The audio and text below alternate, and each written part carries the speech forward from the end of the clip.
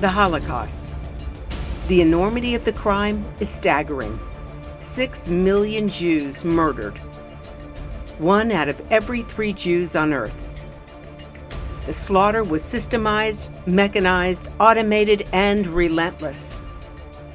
From trains to gas chambers to crematoria. In this film, you'll hear the eyewitness story of a man who faced 7 years of slavery and torture, determined to survive to tell the world what had happened to his family and his people. His harrowing story is one you'll not soon forget. Today, who would have believed that within a generation from the untold suffering of the Holocaust, the Jewish people would once again be the subject of such an intensely growing global wave of hatred and violence? This in the face of a new generation of Holocaust deniers and young people who perpetrate persecution and anti-Semitism on college campuses around the U.S. and are translating that hatred into violence against Jews on streets all across Europe. In our lifetime, we are seeing the growth of intense hatred from the same poisonous seeds from which the Holocaust grew. Can we truly say never again? Today, we'll hear the life story of Holocaust survivor Al Katz. Like the few who lived through the horrors of the Holocaust, his story is both ghastly and inspiring, a true miracle of survival by God's hand.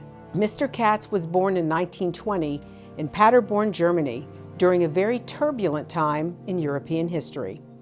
2 years before, in 1918, Germany had surrendered in the War to End All Wars, World War I.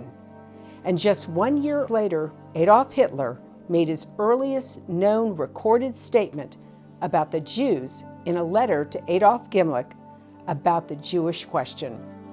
In the letter, Hitler argues that the aim of the government must unshakably be the removal of the Jews altogether.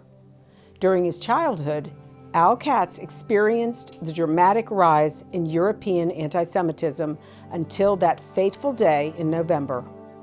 On November 9th of 1938, at the age of 18, he witnessed the horrific beginning of the Holocaust on Kristallnacht, the night of broken glass. On that night, he narrowly escaped as his father was taken and imprisoned in the Buchenwald concentration camp. It wasn't long before Al was captured, then deported, and spent the next 7 years in slavery, in ghettos and camps, from Germany to Latvia. Shortly after he and his family were deported to the Riga ghetto, his parents and little brother were murdered in a nearby forest where Jews were shot in masses and buried in pits they unwittingly dug for their own graves. Several years later, his extended family, uncles, aunts, cousins, and grandparents, were also found to have been murdered by the Nazis. In May of 1945, Katz escaped a death march to make it to the front lines and was liberated by the American forces. That next year, he immigrated to the U.S. and became a proud U.S. citizen. Mr. Katz survived the Holocaust only to again experience the horrors of imprisonment and torture in the final year of his life. The Manatee County Public Guardian's abuse of him reminded him of Nazi cruelty and sadism. In 2009, the 89-year-old Katz was kept in locked units and denied companionship of his family and friends and decent medical care.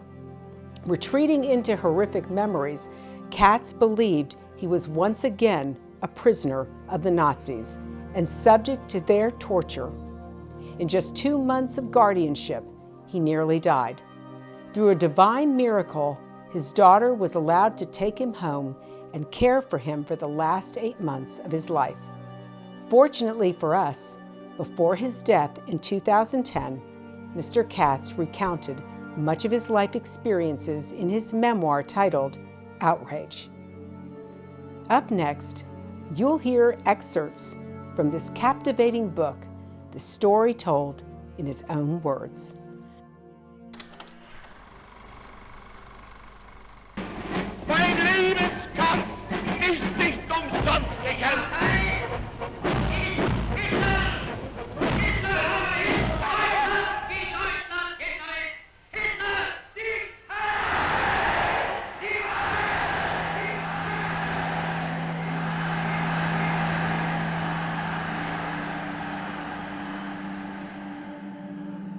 From 1938 till 1945, 7 brutal years, I was a slave. On the night of November 9th, 1938, I saw my synagogue burned to the ground.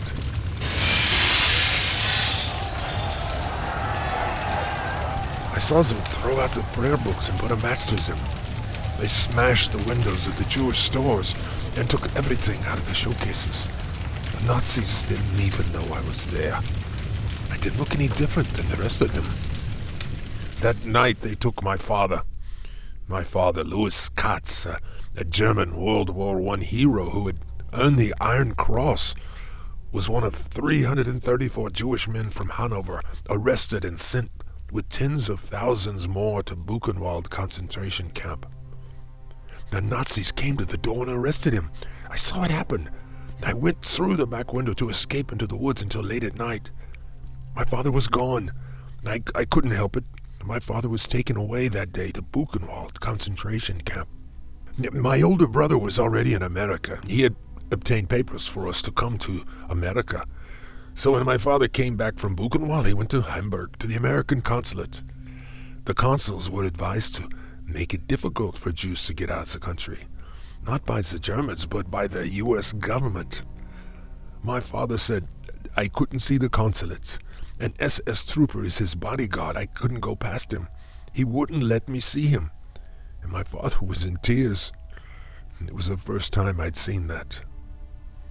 But even before Kristallnacht, the Nights of Broken Glass, in November of 1938, the globe knew of the dangers to European Jews.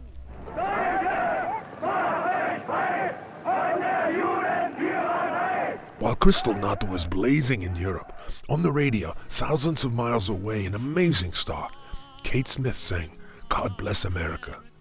Probably the most popular patriotic song ever written, composed by a slight Jewish man, Irving Berlin, an immigrant whose family had escaped anti-Semitic persecution in Russia. Also in the United States in 1938, Roman Catholic priest Charles Coughlin began his weekly anti-Semitic radio broadcast, supporting and proliferating Nazi hatred against Jews. Kristallnacht changed the course of world history. This is foreign correspondent Seabrook Peters of the Berlin Bureau reporting to the New York Times office in New York City. Here in Berlin, it is 9:30 a.m., November 10th, 1938. I have just spent 8.5 horrendous hours following Nazi stormtroopers on what probably will turn out to be the worst pogrom in Western history. I have just come from the Versammlungsstraße, where one of the most revered synagogues in Germany is totally engulfed in flames. The fire was started by the Nazis shortly before dawn. Jewish men have been murdered and Jewish women raped. As the leading German rabbi, Dr. Leo Beck, has just said to me on the phone, after this, the future is grim. We have no place to go. Nobody wants us. When mass murders, 30,000 imprisonments of innocent men in a day, and massive destruction of thousands of Jewish properties openly, publicly, proudly, was committed by the Nazis, the world was being tested by the Nazis on Kristallnacht, and the world failed. The world whispered meaningless objections or silently watched or even rooted for the genocide of the Jewish people. Thus was birthed the Holocaust, the unique, systematic, mechanized genocide of the Jewish people. 6 million Jews' lives removed from the earth, and countless millions barely escaped the unmarked graves of their family members and nameless ashes from the crematoria. I, Al Katz, survived by the hand of God. For centuries, throughout Europe, the churches and other authorities had ingrained in the collective European consciousness that the Jews were loathsome, as reflected in Martin Luther's The Jews and Their Lives, written in 1543, with references to Jews as pests, parasites, traitors, and vermin, to be eliminated through expulsions from European countries and communities, attacks and murders, segregation in ghettos, and other means of persecution, had been commonplace throughout Europe for well over 1,000 years before the Holocaust, providing fertile ground for Jew hatred to flourish unchecked across the continent. In America, President Roosevelt's actions and inactions condemned millions of Jews to unspeakable fates. In 1939, he refused asylum to the nearly 1,000 terrified Jews aboard the St. Louis. He also refused to support sending millions of persecuted Jews to inhabit the underpopulated wasteland of Alaska, or to give refuge to 10,000 persecuted Jewish children with homes waiting for them in America. He even refused to bomb the railroad lines responsible for virtually all Nazi aspects of its murder industry and transporting millions of Jews to their deaths. As publicized in a large ad in the New York Times in February 1943, Roosevelt also refused to save 70,000 Jews in Romanian concentration camps for sale at only $50 a person, including all transportation cost. Roosevelt was not alone amongst the elite that shunned Jews, including automobile magnate Henry Ford. He owned an independent newspaper with a nationwide circulation of 750,000 a week. The zealously anti-Semitic papers were required to be sold by Ford dealerships across the country. Hitler even hung a portrait of Henry Ford on the wall next to his desk at the Nazi headquarters in Munich. The cross of the German Eagle Order was specially created by Hitler in honor of Ford's 75th birthday and symbolic of their mutual hatred of Jews. The prestigious, influential New York Times news department noted that Dachau concentration camp had opened in March 1933, shortly after Hitler came to power. All while the editorial board was praising Hitler, claiming to the American public and the world that the new regime was not contemplating anything startling or wild in foreign policy. In early 1939, Senator Wagner pleaded for the lives of 20,000 Jewish children under age 14 to enter the United States from Germany, declaring that the most pitiful and helpless sufferers are children of tender years. A heartening token of the mood of America is to be found in the fact that thousands of Americans of all faiths declared their eagerness to take these young children into their homes without burden or obligation to the state. The bill died as the Holocaust raged on. 1.5 million Jewish children perished. In 1942 or before, the lives of my whole family could have been saved finding sanctuary in America. But Uncle Sam abandoned the Jews. His arms were closed and our fate was sealed with either death or desolation and devastation for all of us. At the same time in history, we, the chosen people, were human fodder for a world consumed with the fires of eugenics and euthanasia. Schemes that had been brewing for many years came to a boiling point in the menaced mind of Hitler and his murderous followers. The United States actually stood in the forefront of race-based lawmaking. 30 different states had created racist laws that were carefully studied, cataloged, and debated by Nazi lawyers. American eugenics ideology, lauded and adopted by the Nazis, quickly morphed into vast euthanasia programs in Germany aimed at extinction of undesirable individuals and entire peoples. In Mein Kampf, Hitler wrote, "I have studied with great interest the laws of several American states concerning prevention of reproduction eugenics by people whose progeny would, in all probability, be of no value or be injurious to the racial stock." American activists like Margaret Sanger, the founder of Planned Parenthood, stated that eugenics was the release and cultivation of the better elements in our society and the gradual suppression, elimination, and eventual extinction of defective stocks, those human weeds which threaten the blooming of the finest flowers of American civilization. Both Sanger and Hitler sought powerful weapons against national and racial decadence. In America, Sanger's powerful weapon was aimed primarily at blacks, while Hitler's powerful weapon targeted all Jews. Eugenics protégés, Alfred Kinsey and Margaret Sanger, allied themselves with Nazis of the most brutal kind, including an SS officer who was paid by Kinsey for collecting masses of sexual torture data on Jewish children in the Holocaust. When the Nazi officer was convicted of murdering one of his victims, the news of Kinsey's role in promoting sexual violence against children was splashed across the headlines of the largest German newspapers. But the U.S. press was uniformly silent. Standing upon the godless research of Kinsey and Sanger, Nazi ideology relegated the existence of millions of Jewish children and adults as worthless lives and empty husk. Eugenics propaganda deeply rooted itself in the world and into a worldview known as euthanasia for lower classes of humans. This became the religion of the Nazis. I was unfit. My whole family, my entire people, Jews, all of us Jews, unfit to live, breathe, and breed. Early on, Hitler was convinced by German eugenics expert Eugene Fischer that eugenics was of central importance to the Nazi movement. By the time Sanger featured Fischer as a speaker at a population conference, he had already run a concentration camp in German-ruled Southwest Africa, where he murdered, starved, and conducted experiments on captive native Africans. Both zealous eugenicists, Sanger and Fischer, had a worldview radically hostile to the black race and other peoples whom they saw as unfit to breed.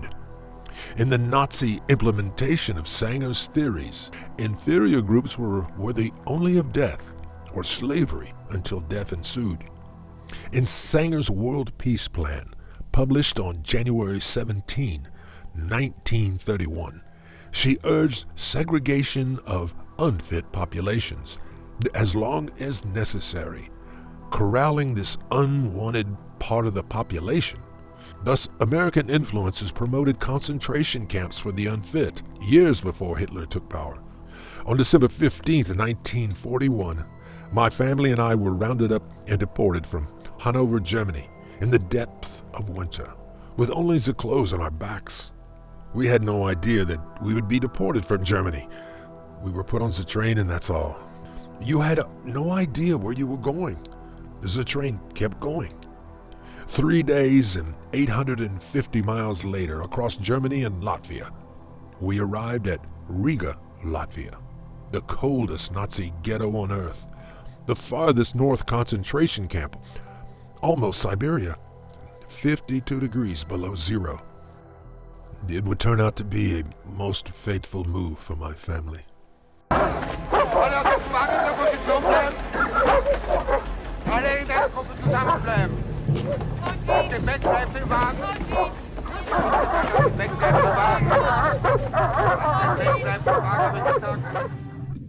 We had nothing.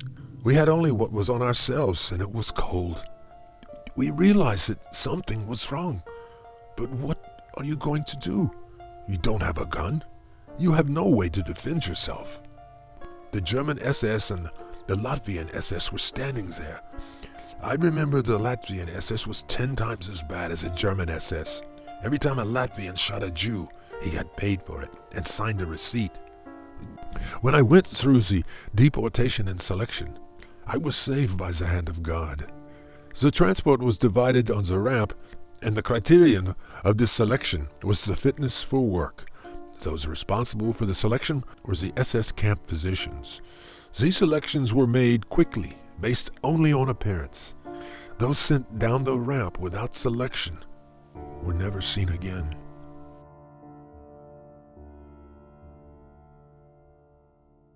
In Riga, at 65 years old, my father was made to work in the bitterest of winter on a cement mixer with my mom, Berta, 56 years old, working outside all day long, freezing with little clothing and starving on tiny rations.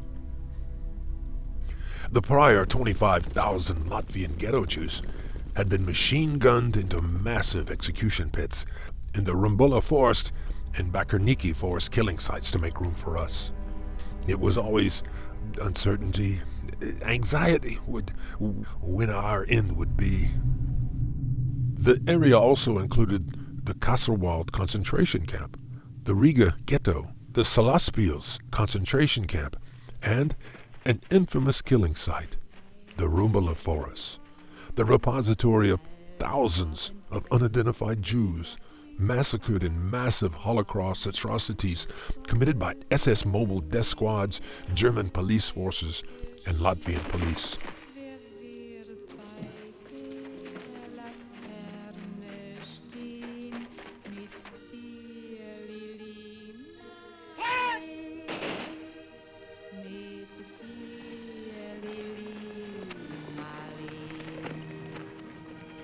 Deep in the depths and darkness of the Rumbala forest, Jews were shot in masses, buried in pits they unwittingly dug for their own graves. There likely lie the bodies of my adored mother, father, and my precious little brother, Arthur Werner Katz. They lived, they died, they suffered. Their exact place of death will never be known. Thus my family was eliminated from Earth with no gravestones for me to visit. In the 67 years I lived without them, their lives indelibly engraved in my heart, drowning in grief all those scores of years that I survived after them. Since 1938, I had already been in slave labor for the Nazis in Germany, forced to work outside, building roads and train tracks until we were deported to Latvia. 3 days after we got to Riga, they called all the young men 18 to 35 out and had us stand at attention. Then they marched us on icy roads over 18 miles to Salaspils, a work camp. The rigid Nazi routine was to awaken us at 3 a.m. every morning and march us off for our work assignments. Jews who were not capable of labor were executed. We received a bowl of filthy broth and slept in frozen, almost windowless barracks. A third of the prisoners died every week. The sick and injured were sent to the infirmary, where they were given 2 to 3 days to recover or be injected with phenol directly into the heart. The barracks, made of wood, could hold 500 men each and had no roofing. Sometimes it went down to 52 below zero. Did we have blankets? From where? I had the clothes that I had on. Salaspils was a fenced-in area with barbed electric wire. If you touched the wire, that was it. In other words, high-powered electricity. A lot of boys, the frost got to them, and their legs turned black and fell off. Gangrene set in, and they were dead in no time. In our freezing barracks, we were tortured by lice and fleas. Rats gnawed at our toes and fingers as we slept and stole crumbs of bread out of our pockets. Typhus was easily spread by the fleas, and typhoid infected thousands in each camp, transmitted by contaminated food and water. Epidemic typhus caused internal bleeding, kidney failure, fever, chills, rash, stupor, nausea, vomiting, diarrhea, and death, especially in older and malnourished prisoners. In one camp in 1942, on one day, there were more than 6,000 cases of typhoid fever and over 30,000 cases of typhus, with a mortality rate over 90%. But somehow I lived, by the grace of God. I remember I was assigned one day to the boxcars that came into the camp. We had to unload them. 4 boys were standing in a boxcar. They had found a loaf of bread and they were eating. So the commandant called them out, made them lay down, took out his pistol, and gave them a neck shot. Killed all 4 of them. It was the first time I'd seen something like that. On another day, 2 boys deserted. They made us stand at attention for an hour outside and surrounded by machine guns. They were counting that for each one who escaped, 10 of us would be shot. In the last moment, they brought the 2 boys in, put them in the middle there, called out the firing squad, and executed them right in front of us. In Salaspils, mass mortality of children was inflicted as they were drained daily of blood for German soldiers, and daily prisoners dug graves for the dead young children perishing from continual blood harvesting, hunger, cold, disease. Upon arriving at Salaspils, together with cattle and freight cars, one young girl remembered gunshots, disinfection, orders for men, women, and children and their elders to strip, and torturous hunger. In children's barracks, the kids were rotting alive. They were crying, especially the little ones, screaming, losing consciousness. They would take the smallest ones, while they were still alive, still moving, crying, and they would throw them. They would throw them out of the gate into ditches outside. When I flash back to Riga, I see and hear the worst place on earth. I cannot recall without tears the final looks at my family, Mom, Dad, and little Arthur Werner, the most selfless soul I ever knew. As the Nazis marched us through the ghetto, there stood Arthur, a starving, freezing child, pressing against the fence that forever separated us, shoving his tiny ration of food into my hand, helping me survive another day of slave labor. I always knew that I was going to survive. Somebody had to survive from our family. I was the only one who really had a chance to. I always kept my faith. I'm proud to be a Jew. I always said there's somebody up there bigger than a Hitler, and he will get us through. I still believe in God. I cannot understand how people who went through what we went through don't believe in God. If there wouldn't have been a God, none of us would be alive. When I walked to work every day, I prayed with my own words, and I think that's what helped me get through. The prayer, Shema, that means, Hear, O Israel, the Lord our God, the Lord is one. He was ever with me and saved me again and again. I had many cousins, uncles, and aunts. None of them survived. But I did. I and many others all shared the same fates and the same faiths, being cheated out of our lives, robbed of our families, and fervently believing that somehow we must survive to tell the world what had happened to us, our families, our people. In May 1945, after 7 years of Nazi slavery, I was on a final death march from Dachau concentration camp when American airplanes appeared at treetop level. I ran away from death's door to the American lines and was liberated by Mickey Cohen, a Jewish tank operator fighting the Nazis. It was a miracle to be liberated, a divine miracle. I had escaped that death march by the hand of God. I left Germany for America in 1946, and the next year I met my wife, Sophie, who bore me 2 wonderful children. I lived again. Still many nights I remember too much. For 30 years my wife, my Sophie, comforted my soul, holding my misery in her gentle hands, soothing my memories and praying for me. I lost my mother. I lost my father. I cry and cry. I lost my little brother, my Arthur Werner, and no tears can equal my pain. I still see his little hands shoving his paltry food ration into my hands through the ghetto fence. Dear Arthur, your sacrifice never leaves my soul. You fed me when you were starving and freezing. You fed me.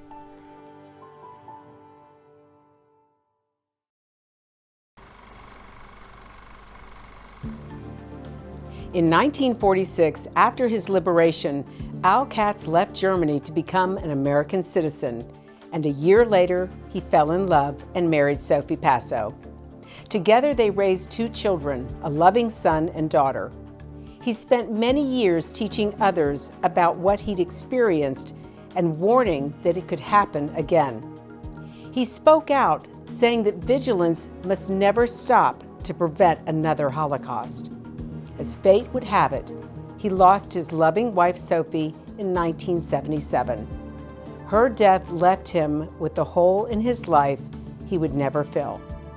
Fate would frown on him again, in September of 2009 when outrageous lies forced him into the appalling guardianship program as a ward of the state.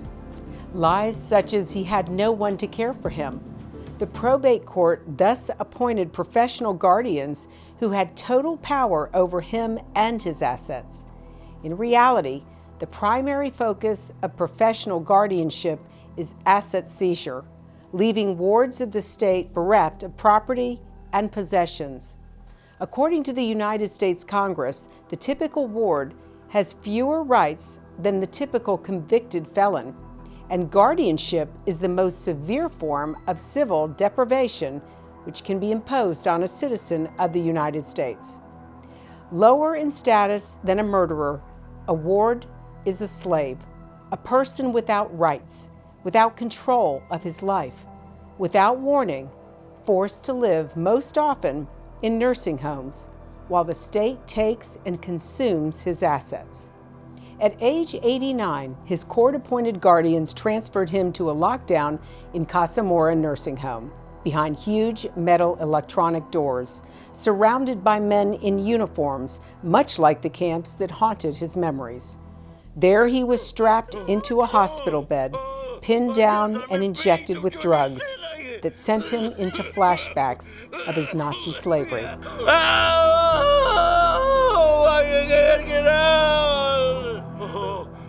Cold and scared, he went back 70 years, back again to relive the nightmare. He spent 6 weeks of 2 successive lockdowns under conditions beyond those imposed upon dangerous felons and deprived of civil rights, even possessed by criminals. In just 2 months of professional guardianship, through severe medical neglect, Mr. Katz was at the point of near death. Only after 3 days of burning fever did the nursing home finally call the hospital to pick up his lifeless body. His daughter Beverly came and stayed with him, crying at his side, hours and days, until Judge Logan released him to go home. In a delirium from fever, he could no longer walk, eat, or talk. For the most part, he was dead. It was November 16, 2009, when his professional guardians ordered his pickup from Blake Hospital. He was designated as imminent death. They had already arranged for his funeral and burial without even telling his daughter. But the Almighty himself made other arrangements, and his imminent death was delayed by a judge greater than any court on earth. It had been designed by the court for Mr. Katz to never return home, but it was not God's design. Somehow, the divine power kept him alive again and brought him home once more to live and to die with his family in peace, a freed man. In an article in Tablet magazine titled "Guardians from Hell," his case is still being used as a model of guardianship abuse. Al Katz barely escaped numerous Nazi camps, including Dachau, only to become the ward of guardians in Florida at the age of 89, repeatedly being hospitalized and institutionalized under the control of his guardians until he was nearly dead in just 2 months' time. On June 6, 2011, nearly 1 year after the passing of Al Katz, the Sarasota City Commission acknowledged his suffering under guardianship by demonstrating its unanimous support for the Al Katz campaign to save Jewish Holocaust survivors from institutionalization. It stated that he was placed into multiple institutions in 2009 under court-ordered guardianship against his will, resulting in dire distress to him and causing his health to decline precipitously. The city of Sarasota declared that all due diligence should be exercised to keep survivors in their own homes or in the homes of willing family members, to the betterment of our society by preserving the dignity of our honored elders.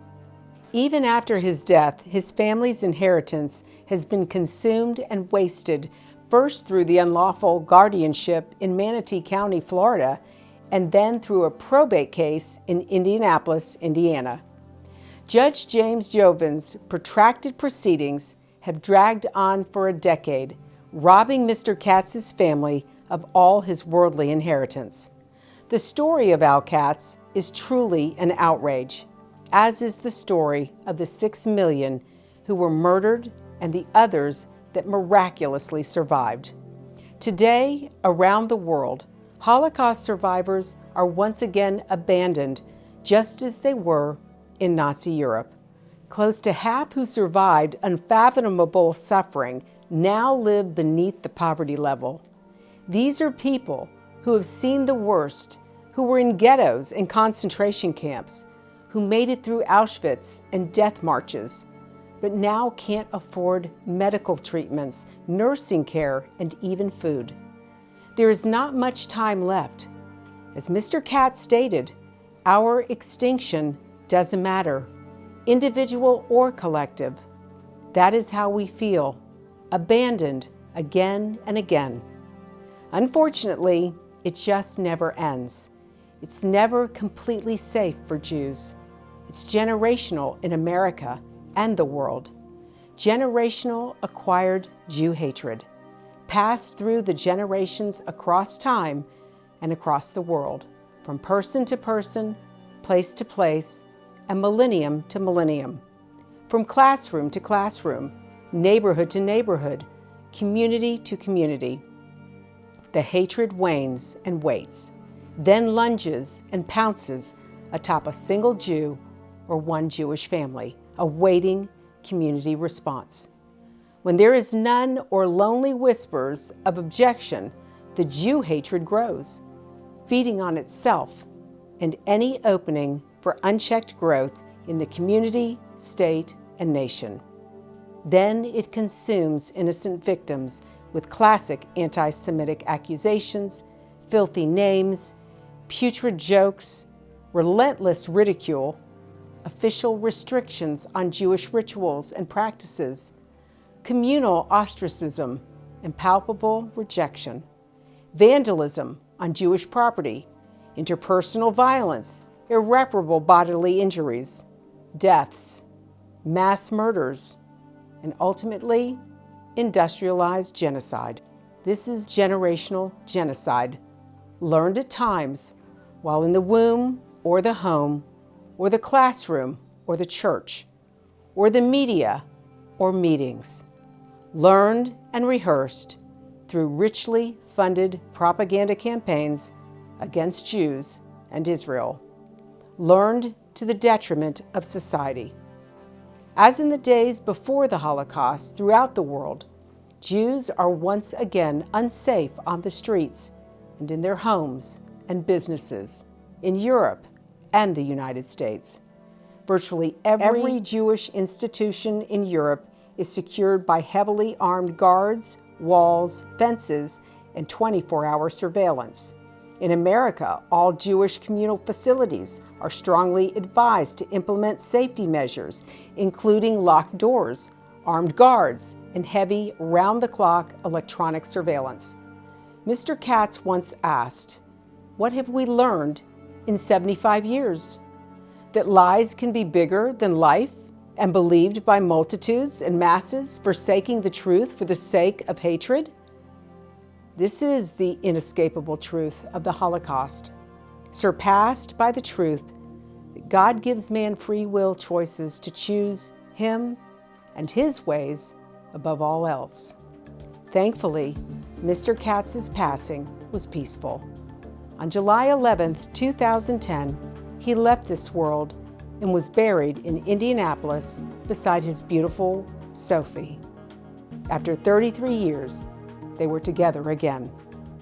Sadly, the nightmarish flashbacks did not end until the final months of his life. In his memoir, he wrote, "I still hear the voices, see the faces, the uniforms, the seething dogs trained to kill Jews, the weapons, whips made of wood and leather, bullets blowing off heads, machine guns, truncheons beating us. I can never forget. I hear, I see. I always remember, relive, relive, relive the slavery, confinement, cold, bitter weather with bare body parts exposed to crashing winds, craved minds, coarseness, unbelievable cruelty.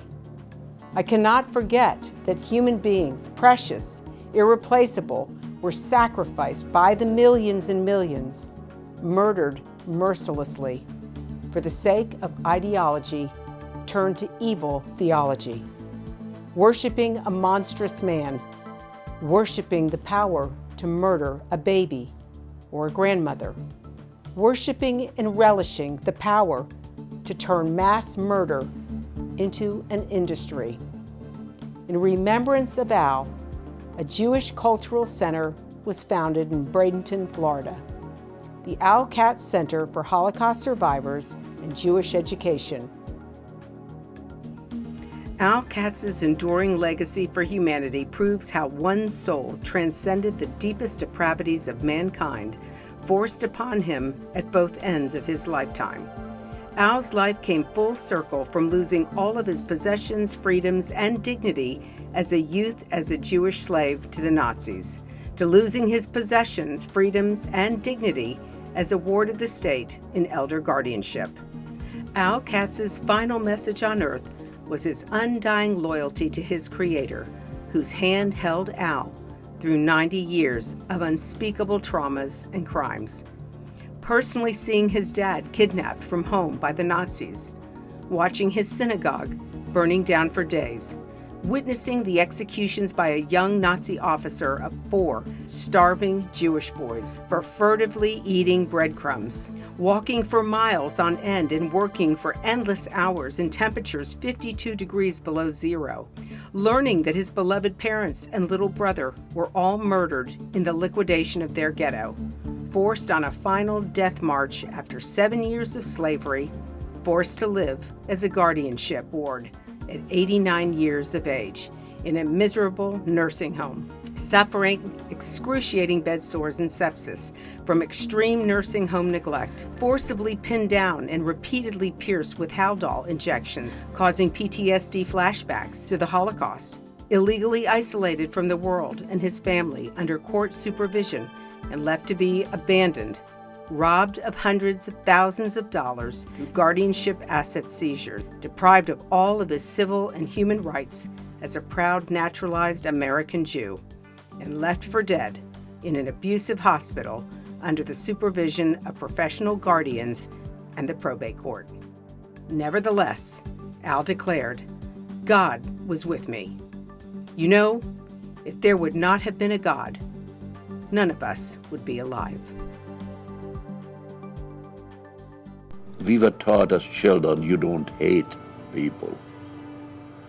You dislike for what they're doing, you might hate what they're doing, but I cannot hate German people, the young people, I don't want they weren't there, and if they were there, they were children, and they were indoctrinated. It took me a long time to do this. It's not easy, yet you have a duty. In fact, I went to one school, and the kids, after I was through talking, they said, "Mr. Katz, after everything what we were in school, do you still practice your religion and go to synagogue?" I say, "Yes, I do." I got a standing ovation. People should learn from the past, and I don't think that has happened yet. I dislike people what hate other people for no reason but what they are. People should learn to love. And I mean really love. Not just what you say, it's what you do. See? And we would have a much better world.